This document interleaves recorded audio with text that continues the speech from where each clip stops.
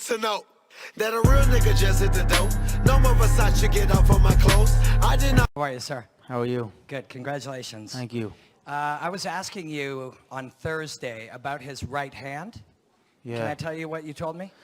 I said his right hand would get him into trouble. It's the shot I predicted. I said he'd overload on his right hand. I said I'd slip. I said I'd bang the left hook. And that's what happened. Word for word, you said, I felt when we stared down, I felt his right hand was twitching, which was a subtle tell for me.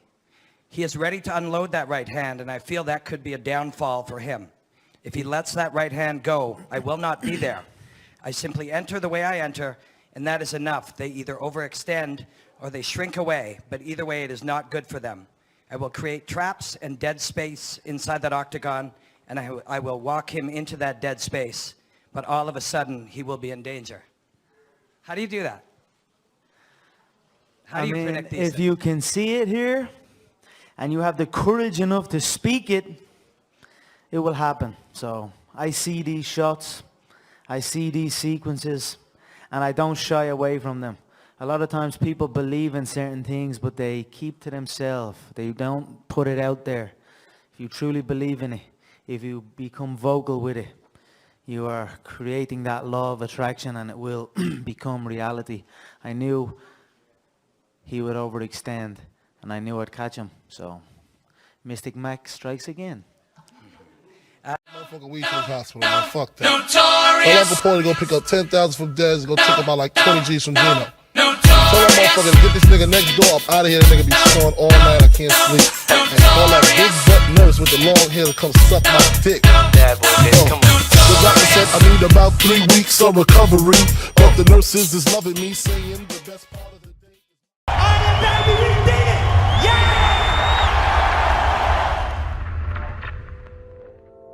This is the law of attraction. I mean, you have to, in the struggle, you know, when things are going good and you visualize these good things happening, you visualize more good things happening, that's easy.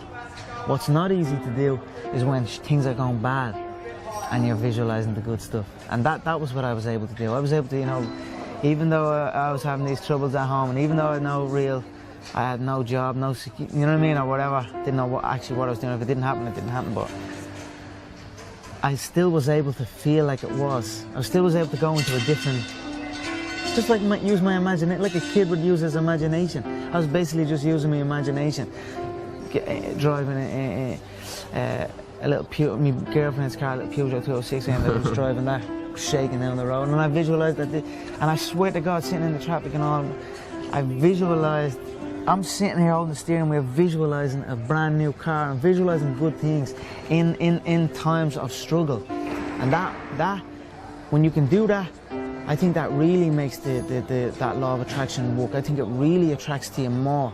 You know what I mean? Because that is harder to do when you're in the struggle to visualize these things. There's another thing. What do you want to be? You know, I don't want to be anything. I am everything I want to be, and I'm already there. You know? I don't want anything. You know? People say like, I want this, I want to do this, and I want to do that. But the vibe you're putting out is want. You're always gonna want. And I always have the attitude that I have. And I always felt like I was a black belt walking in. You know what I mean? I always felt like I was the world champion. I always felt like I already could do everything. I was only telling you about the surfing the other day. I was got the rental, walking around like I was a fucking pro. You know what I mean? But I don't want anything. I have everything. That's the mindset. You know what I mean? I have everything. I have everything. You know what I mean? I have been feeling like the UFC world champion since the day I arrived here. Did you have faith maybe back then that your time would come and that you would be able to explode onto the scene as you had? If I didn't, it wouldn't have happened. So I had to believe in it. I had to feel it.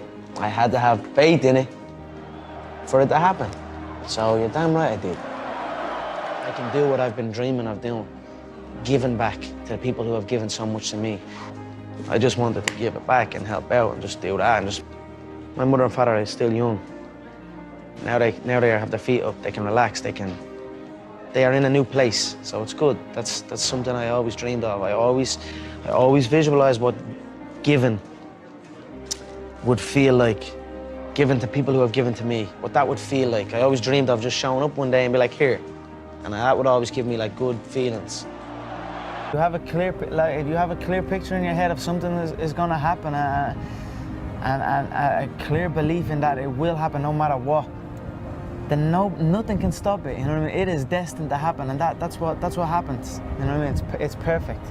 I feel to be at the pinnacle of any game, in any, whatever you do, you've got to be a little bit gone to it. You're not all there. You've got to be almost insane to your craft. Not a lot of people can understand that. That's why I don't know about nothing else. I do not pay attention to nothing else. When I was a kid, I used to always visualize stadiums, and like, even when I was playing football, I'd kick the ball against the wall and I'd pretend I scored a goal, and I'd run off and I'd be raising my hand and visualizing an arena full of fans. You know, that was something I'd done as a kid out on my own. I like just running around kicking the ball. So I always had these visions of something, but I just didn't know what it was. I think it's important that you put a conscious effort into appreciating your surroundings. You know what I mean? That's what I do with this place. I absolutely love this city. You know, you need to appreciate your surroundings and be grateful for it, and that's when good things happen. You know what I mean? But to have that bitterness and that negativity, then things start going bad. You know what I mean? So I think the fact that I have them thoughts and the fact that I appreciate everything and I'm grateful for the things around me and the way things are going, that's why it's going so good for me. It's crazy how things just form, dreams just form into reality. New undisputed UFC featherweight champion, Conor McGregor. Conor, you've been dreaming about this moment. You've been talking about this moment. Honestly, though, does it feel the way you thought it would? Yeah, it does. It feels beautiful. I dreamt this so much, so clearly, so precisely, and so frequently that it has manifested itself into reality. And that's what I am feeling right now. It's a dream come true.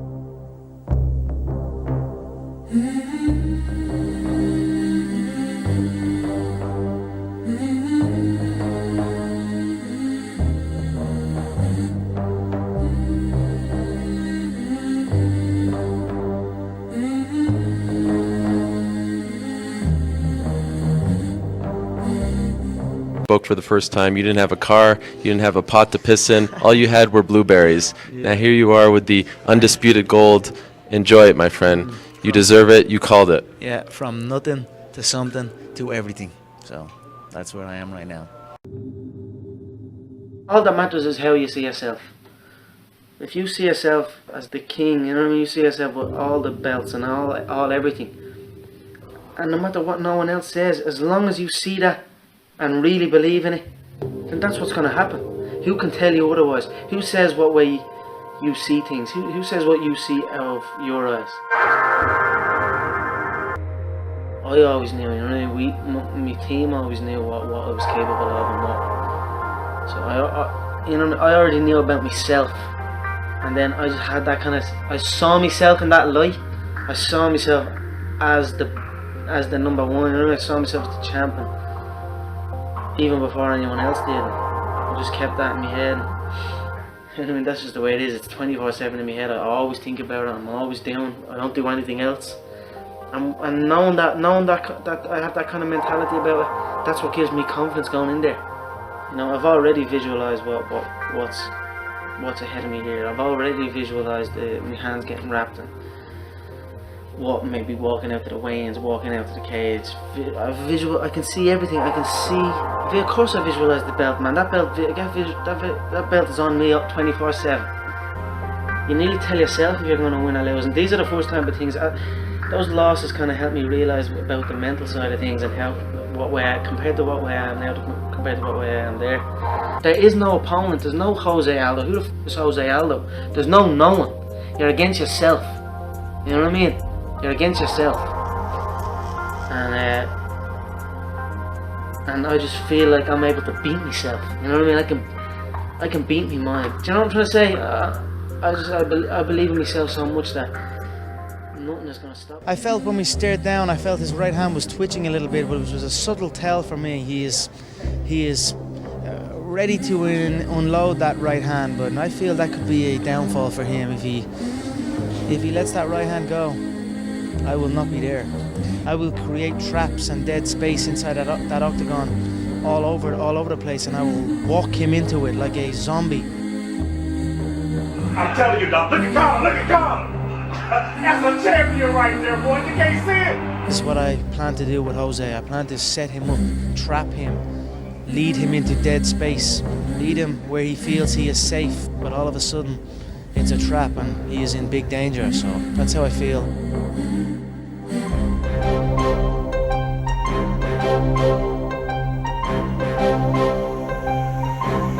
Here we go! Green trunks for the southpaw, the victorious Conor McGregor.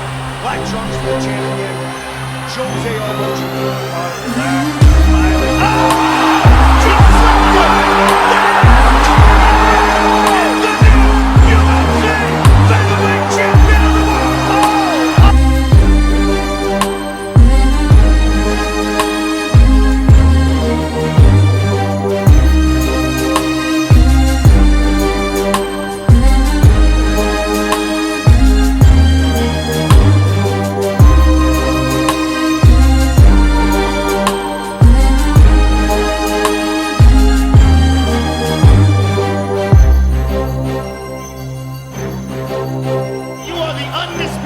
UFC featherweight champion of the world. You did it all, sir.